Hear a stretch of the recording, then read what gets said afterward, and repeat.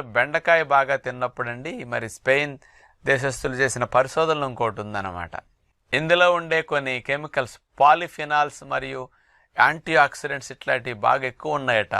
వీటి వల్ల ఏమవుతుందంటే మెదడులో కణజాలం ఏవైతే ఉన్నాయో ఇవి ఆక్సిడైజేషన్ అంటే ఆక్సీకరణం చెంది దెబ్బతినకుండా మెదడు కణాలని రక్షించడానికి, అవి అనారోగ్యానికి గురవ్వకుండా కాస్త ఎక్కువ కాలం జీవించటానికి బెండకాయలో ఉండే ఈ కెమికల్స్ ఎక్కువ ఉండటం ఒక కారణం.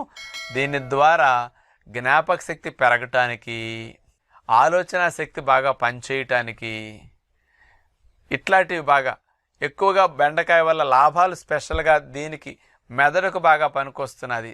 నేర్చుకునే శక్తి కూడా లెర్నింగ్ ఎబిలిటీ బాగా పెరుగుతున్నది బెండకాయ తినటం వల్ల అనేది స్పెషల్గా స్పెయిన్ దేశస్తులు మరొక పరిశోధన ద్వారా, అంటే బెండకాయకి మన బుద్ధి పెరగటానికి, తెలివితేటలు, మేధాశక్తికి, జ్ఞాపక శక్తికి బాగా